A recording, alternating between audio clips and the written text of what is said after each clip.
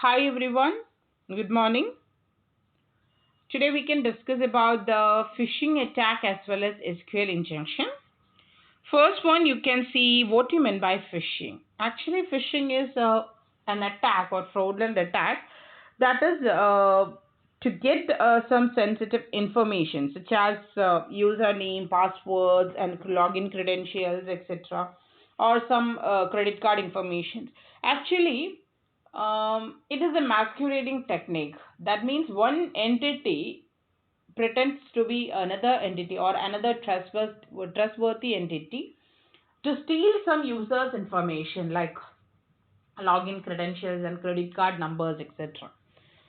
Okay, and this masquerading entity, they will act as a dupe to opening an email or instant messages or text messages, etc. So, how to detect this phishing scam? So, for detecting a phishing scam, you can see some spelling errors in websites or email, or sometimes it may contain some lack of information or poor grammar. And sometimes some emails may ask requests for the personal information or requests for donation, or sometimes there may be some announcement within the website that you won a prize or a lottery, etc. So all these are phishing attack. Okay.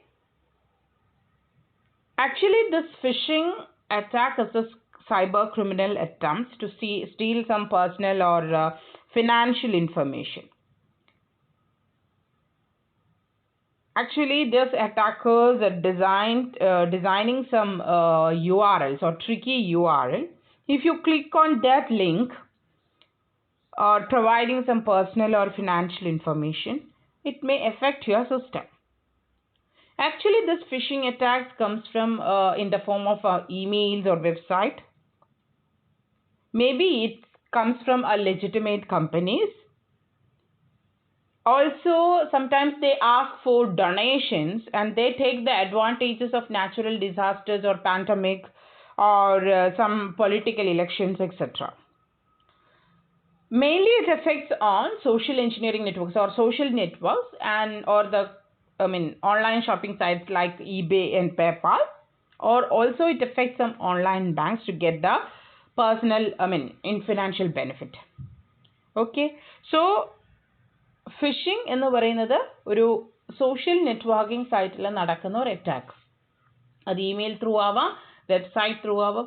Most common targets എന്ന് പറയുന്നത് online shopping sites വഴിയാണ്, eBay or വേപാലൊക്കെ അതിനൊരു എക്സാമ്പിളാണ്. So phishing attack എന്ന് പറയുന്നത് ഒരു യൂസറിൻ്റെ personal information or financial information get ചെയ്യുക എന്നുള്ളതാണ്. ബൈ മാസ്ക്യൂറേഡിങ്, പ്രിട്ടൻഡ് ചെയ്ത് ഒരു ട്രസ്റ്റ് വർത്തി എൻറ്റിറ്റി ആയിട്ട് ഒരു അറ്റാക്കർ പ്രിട്ടൻഡ് ചെയ്തിട്ട് ഒരു യൂസറിൻ്റെ personal or financial information steal ചെയ്യുന്ന പ്രോസസ്സാണ് ഫിഷിംഗ്. ചില സമയത്ത് നമുക്ക് വെബ്സൈറ്റ് ത്രൂ കാണാൻ പറ്റും ചില ഇമെയിൽസ് ഡൊണേഷൻസ് ആവശ്യപ്പെട്ടിട്ട്, ചില സമയത്ത് അഡ്വർടൈസ്മെൻറ്റ് വരാം, യു വിൻ എ ലോട്ടറി ഇത്ര പ്രൈസ് എന്നൊക്കെ പറഞ്ഞിട്ട് വരാം. They all are phishing scam. Okay, so what are the types of phishing? Mainly 5 types of phishing. One is mass phishing or deceptive phishing, spear phishing, CEO fraud like whaling, clone phishing, they are otherwise known as farming. Then there may be advanced fee scam. So mass phishing or deceptive phishing means it's an attack to reach as many as people. So ഒരു mass or large volume of പീപ്പിളിലേക്ക് എത്തുന്ന അറ്റാക്കാണ് mass phishing. They are mass large volume attack intended to reach as many people as possible. But in the case of spear phishing, there have targeted individuals, or it may affect some specific individuals or companies using some gathered information to personalize the message and make the scam more difficult to detect. Compared to mass phishing, it is more difficult to detect. That is spear phishing. Next one, it's a CEO fraud or whaling. It's a type of spear phishing, or it's a advanced version of some spear phishing attack that targets big fish or the big companies or big individual like a company CEO, etc. Or okay, within a company, CEO is a high profile individual, so they are targeting that high profile individual. Okay, that is why it is otherwise known as big fish attack or a whaling CEO fraud. Okay, next one is a clone phishing or farming. Sometimes a spoofed copy of a legitimate and previously delivered email with original attachment or hyperlinks replaced with malicious version, which is sent from a forged email address. So it appears to come from the original sender to another legitimate sources. Actually, the original URL or original email is the attacker can make a spoofed copy or a clone of that and can send to a particular system. Next one is advanced fee scam. It requests the targets to send money or bank account information to the cyber criminal. That is actually a fee scam. They are asking for money or they are asking for bank account information. Okay, so these are all the types of phishing. One is mass phishing, spear phishing, whaling, it's a type of spear phishing, then clone phishing and advanced fee scam. Okay, and one of the example is you can see there is a mail from PayPal. You can have PayPal simple and you have a message, but in this figure you can see a email ID that is not genuine, but you don't see at the time of when you see that mail, you think that they are coming from the PayPal. Okay, but it is a fraudulent attack because the mail ID is different from that of PayPal. Okay, they are using the PayPal simple or something like that, but it is not coming from the original PayPal ID. Okay, so that is an example for phishing. Then how to protect from phishing? If you got an unknown email from an unknown person, you don't click any hyperlinks in that email. Always examine websites closely, or you can modify your browsing style or browsing habits. Don't browse for any websites.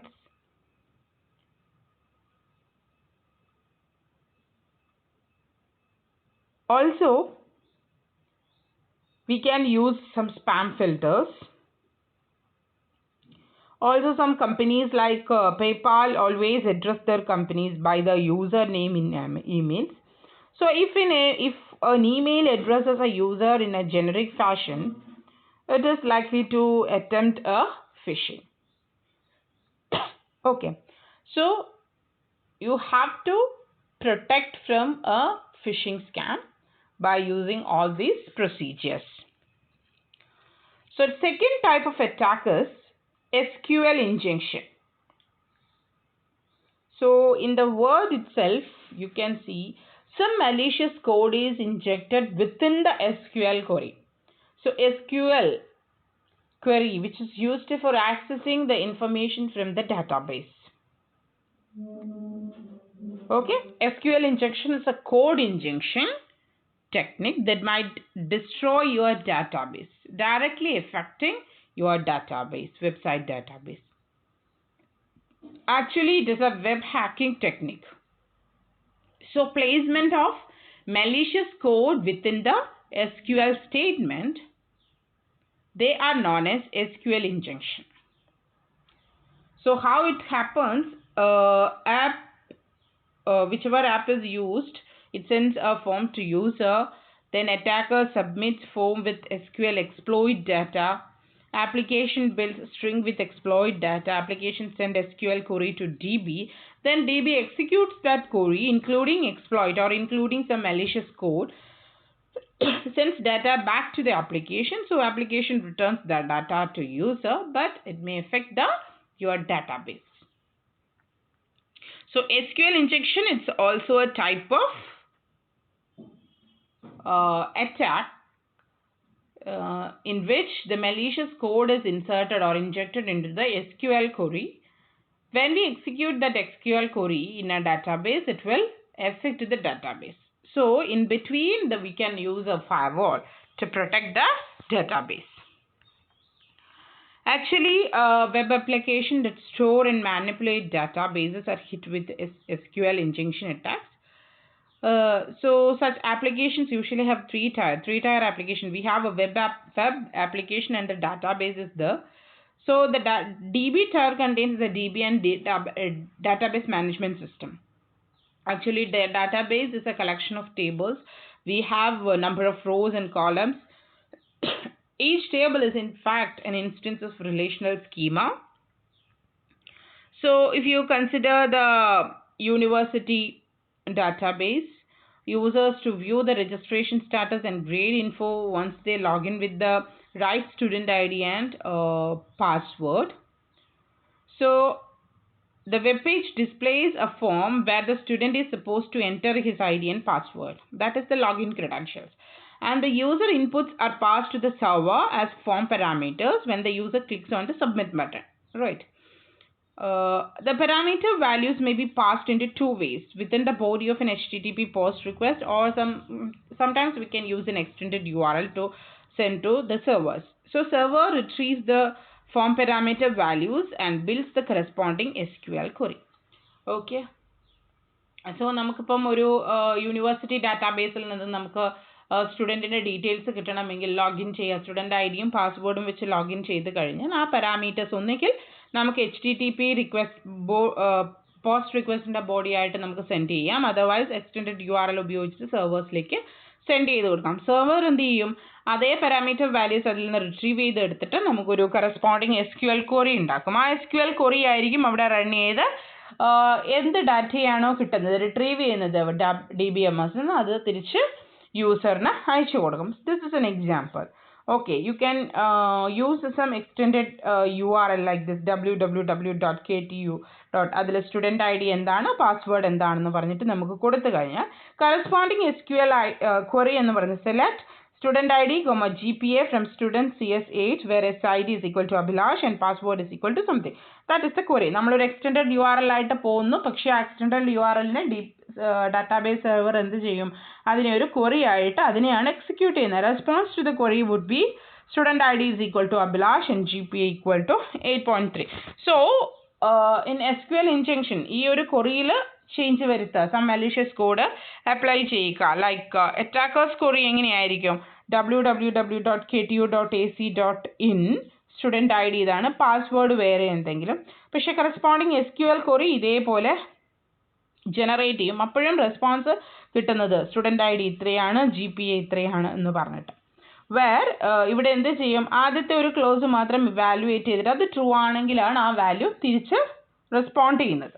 Okay, so extended URL നമുക്ക് SQL injection attack apply ചെയ്യാൻ പറ്റും. Okay, so SQL injection attack means it is actually an injecting a malicious code into the SQL query to affect the database or to affect or to retrieve some information from the database. And what are the remedies of this SQL injection attack? The remedies would be the same as those suggested for some XSS attack. Validate and filter user inputs. You can use blacklist and whitelist. Blacklist means specify a set of characters that cannot be permitted to be used within the user inputs. It includes characters like single quotes, apostrophe, etc. But in the whitelist, specify precisely all that can be accepted. So നമുക്ക് എങ്ങനെ SQL injection ഒഴിവാക്കാം, നമുക്ക് some validate and filter യൂസർ ഇൻപുട്സിനെ validate ചെയ്യുക, filter ചെയ്യുക എന്നുള്ളതാണ്. അതിനുവേണ്ടി നമുക്ക് രണ്ട് മെക്കാനിസം, ഒരു ബ്ലാക്ക് ലിസ്റ്റ് മെക്കാനിസവും ഒരു വൈറ്റ് ലിസ്റ്റ് മെക്കാനിസവും യൂസ് ചെയ്യാം. ബ്ലാക്ക് ലിസ്റ്റിലാണെങ്കിൽ എന്തൊക്കെ കാര്യങ്ങൾ നമ്മൾ ലോഗിൻ ചെയ്യുമ്പോഴും ഇതിൽ രജിസ്റ്റർ ചെയ്യുമ്പോൾ ഒന്നും യൂസ് ചെയ്യരുത് എന്നുള്ളതാണ് ആ ലിസ്റ്റിൽ പറഞ്ഞിരിക്കുക.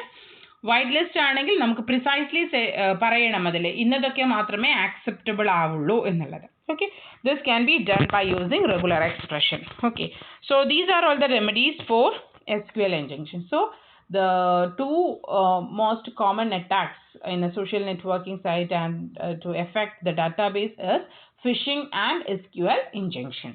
Okay, thank you.